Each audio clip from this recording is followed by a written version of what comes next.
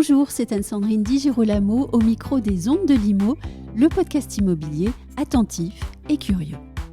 Bonjour Julien Savelli. Bonjour Anne-Sandrine. Vous êtes candidat dans la 3e circonscription du Var dans le cadre des élections législatives.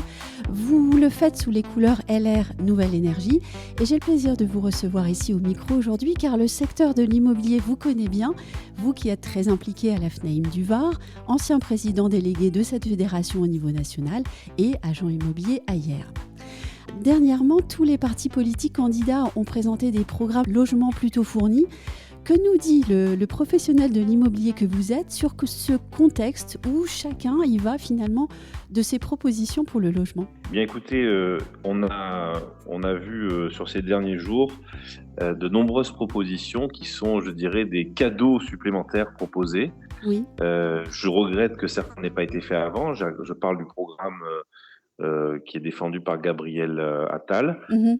Il parle d'aider les primo-accédants sur les frais notaires. C'est une bonne mesure. Oui. Mais pourquoi ne l'ont-ils pas fait avant ? On parle aussi à droite, enfin à l'extrême droite, on parle du retour de l'impôt sur la fortune. Et puis on a aussi d'autres sujets sur les garanties des loyers plus à gauche. Oui. Donc tous ces sujets sont intéressants. Effectivement, il y a peut-être de bonnes propositions. Moi, en tant que professionnel, ce qui doit être aujourd'hui l'objectif des politiques, c'est de loger les Français. Et qu'effectivement, proposer des solutions adéquates, fiscales, etc. La première chose, je pense que c'est de revenir sur la loi SRU en proposant de l'incitation auprès des maires plutôt que de les punir. C'est-à-dire faire en sorte d'aider les maires qui font des efforts, d'aider les maires qui veulent loger leurs concitoyens, arrêter de punir les communes qui n'arrivent pas à rentrer dans les clous, et plutôt de récompenser celles qui le font, celles qui font des efforts, en soutenant financièrement les communes qui bâtissent là où il en manque. Donc vous êtes avec Pascal Boulanger pour redonner vie aux maires bâtisseurs. Ah mais totalement. Oui. C'est marrant parce que pendant cette campagne, je me rends compte que j'ai employé moi aussi le terme de maire bâtisseur. Oui. Pour moi, il est très positif. Et effectivement, dans certaines communes, on pense au béton qui vient sur les espaces naturels, etc., etc. Mais un maire bâtisseur, c'est quelqu'un qui bâtit sa cité, qui la bâtit en fonction des gens qui y habitent et qui fait en sorte de mieux les loger. Donc pour moi, le maire bâtisseur, c'est pas un gros mot, bien au contraire. C'est un maire qui tient compte du besoin de logement de ses concitoyens. Donc oui, je soutiens totalement les maires bâtisseurs du moment qu'ils ne font pas n'importe quoi. Oui. Mais en tout cas, on est bien d'accord que la loi SRU, elle est faite pour bâtir. On demande aux maires de bâtir. Et en fait, on les punit sans cesse. Donc je pense que la première chose à faire, c'est d'inciter les maires, ceux qui ne le font pas, à revenir justement sur la construction. Alors oui, les Français, de façon très générale, sont inquiets. Ils sont tous aux prises avec la question de la pénurie de logement. On vient de parler du logement neuf, mais il y a aussi des questions d'accès au crédit ou de rénovation énergétique des biens. Que pensez-vous devoir ou pouvoir faire sur cette question de la rénovation énergétique des biens en France ? Alors, sur la rénovation énergétique, avant de parler précisément de ça, je voudrais parler de ce qu'on appelle les passoires thermiques. Oui. Alors, dans mon département, effectivement, on n'est pas beaucoup concerné. Mais pour le reste de la France, il est certain que maintenant, on doit arrêter le calendrier prévu. On doit l'arrêter tout bonnement parce qu'il faut loger les gens et qu'effectivement, on doit les accompagner dans la rénovation énergétique, on doit accompagner nos copropriétaires, mais on ne peut pas le faire au détriment des locataires que nous avons aujourd'hui dans le parc privé. Donc, la seule chose à faire aujourd'hui, c'est de prendre la décision d'arrêter ce calendrier et de poursuivre en même temps la rénovation énergétique. Mais encore une fois, l'idée, c'est de pas de punir, parce que on pense qu'on va punir un bailleur, mais en fait, on va punir un locataire.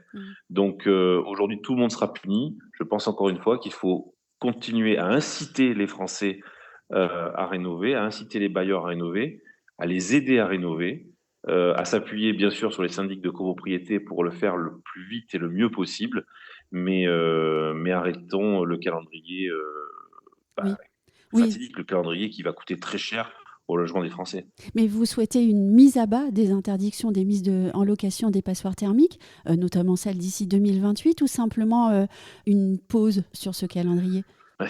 Ça dépend de la longueur de la pause. Mais je pense qu'aujourd'hui, il faut arrêter le calendrier, c'est-à-dire dire on arrête. on reprend à zéro, on se redonne peut-être de nouvelles dates, mais surtout on se donne une nouvelle méthode Oui, et on se donne la possibilité de rénover. mais C'est-à-dire que avant d'interdire, il faut d'abord un calendrier de rénovation, mmh mais et pas d'abord un calendrier d'interdiction. donc revoir, c'est aussi peut-être, regarder à nouveau avec un nouvel œil, la directive européenne sur la performance énergétique des Exactement, bâtiments, avec aussi là une exactement. pause, pour mieux réfléchir? Exactement. Oui, oui, Oui. il faut que des deux côtés, il y ait une pause, exactement. Oui et d'un autre côté, vous parliez tout à l'heure d'encourager les propriétaires à rénover. Cela veut dire, par exemple, un crédit d'impôt? Ça veut dire un crédit d'impôt, ça veut dire alors c'est une vieille discussion, Oui. le statut du bailleur privé, c'est une vieille discussion qui a été rouverte par le gouvernement, il y a 2 ans, Mmh. à laquelle d'ailleurs les professionnels, à mon avis, ont très mal répondu ou pas Oui, du tout. oui. Effectivement, inciter, enfin moi je pense qu'il faut toujours inciter les gens pour faire. On a vu que l'écologie punitive, ça fonctionne pas. Éduquer les gens, dans le bon sens du terme, éduquer les gens, leur donner envie d'eux et les inciter à. Donc, je suis tout à fait dans l'idée que si on doit mettre de l'argent quelque part, c'est effectivement auprès des bailleurs pour leur expliquer pourquoi il faut rénover Mmh. et surtout les aider financièrement à rénover. Alors, ça peut être par des exonérations d'impôts sur le revenu foncier, ça peut être par des aides fiscales, etc., etc. Peu importe la formule, en tout cas, il faut que ce soit incitatif. Oui. En tout cas, on comprend en vous écoutant qu'il n'est pas question de remettre en cause la nécessité de rénover, Ah non, mais ça, c'est. énergétiquement parlant les bâtiments, c'est pas ça. Mais on est bien d'accord. Mais ce que je veux dire, c'est qu'aujourd'hui, les professionnels du logement ont affaire à des particuliers qui, eux, ne sont pas ni des professionnels du logement, ni des professionnels de la gestion, ni des professionnels du bâtiment. Donc, on a besoin aussi d'avoir ce temps réel de la réalité des assemblées générales de copropriété pour expliquer, le temps pour nos bailleurs de se retourner, etc., pour Le bien temps faire. le temps Donc, peut-être, je pense. donné aux banques aussi, à pouvoir mettre en place des offres, efficientes? Exactement. Et puis qu'est-ce qui s'est passé aussi? Depuis que le calendrier est sorti, on a eu quoi? On a eu une augmentation des taux d'intérêt, une augmentation des coûts de travaux à cause des matériaux. Donc, si vous voulez cumuler tout ça dans un calendrier hyper rapide, Mmh. c'est impossible. Mmh. Et je pense que la lucidité aujourd'hui, c'est de se dire que c'est impossible. Mais par contre, on garde comme objectif de rénover. Et je pense que personne ne le conteste aujourd'hui. Tout le monde a envie de rénover les logements en France. Tout le monde a envie, tous les bailleurs ont envie d'avoir des logements qualitatifs. Tous les locataires ont envie de vivre dans des logements. Mais je Mmh. pense qu'il faut laisser aujourd'hui à toute la communauté du logement, j'allais dire, Oui. finalement à tous les Français, qu'ils soient bailleurs ou copropriétaires, le temps de le faire et de bien le faire. Mmh. Et les professionnels ont pris beaucoup d'avance sur le sujet. C'est-à-dire que tous les professionnels en France se sont saisis du sujet et sont aujourd'hui les meilleurs pour aider les particuliers à passer le cap. Mmh. Mais voilà, je pense que l'accumulation de l'augmentation des taux et l'accumulation de l'augmentation des matériaux pour les travaux, Mmh. c'est trop, c'est le coup de trop pour y arriver.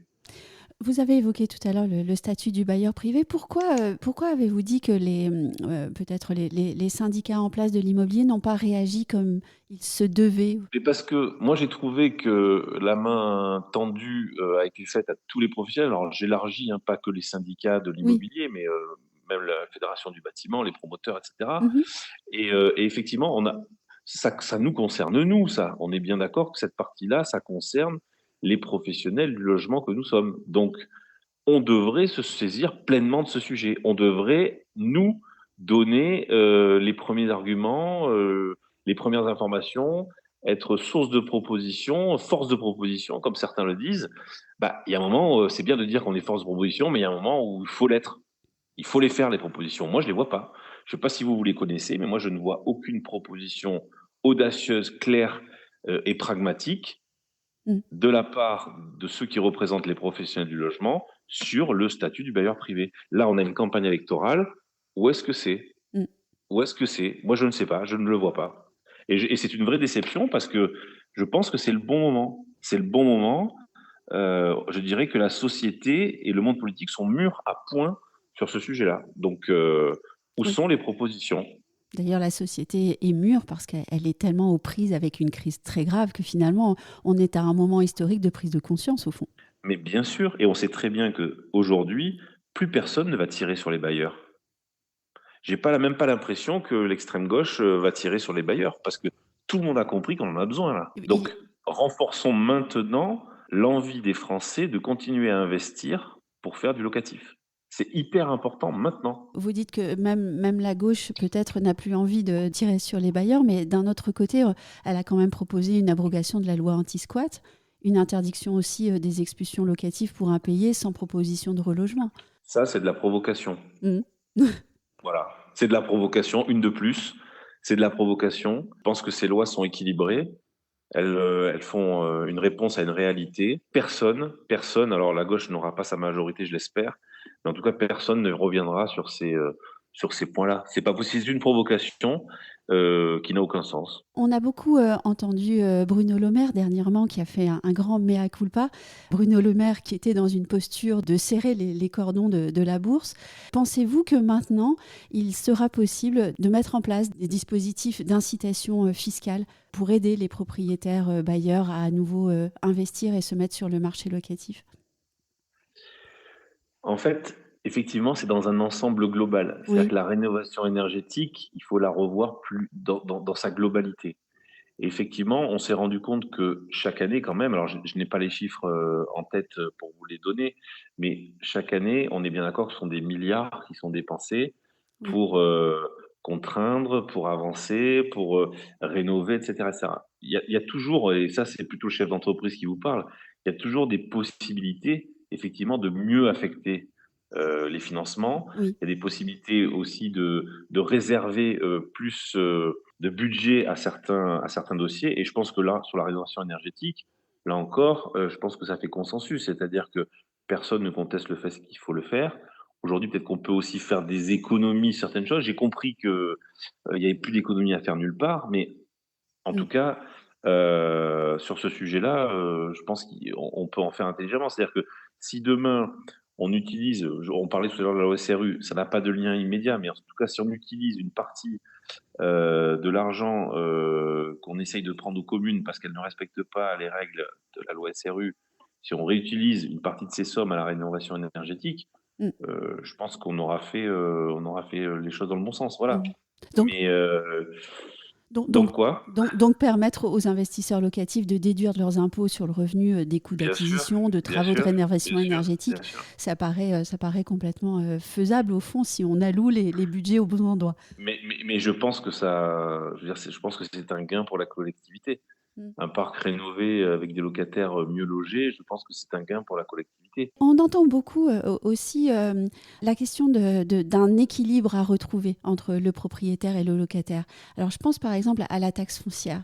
Est-ce qu'il faut imaginer autre chose pour cette taxe foncière qui a fortement augmenté pour les propriétaires, alors que par ailleurs les locataires, alors je parle de la résidence principale, hein, se sont vus libérés de la taxe d'habitation? Je ne pense pas. Honnêtement, je ne pense pas. Je pense que la taxe foncière doit bien être liée à la propriété. Oui, Il y a peut-être une question à se poser sur oui. les charges de copropriété.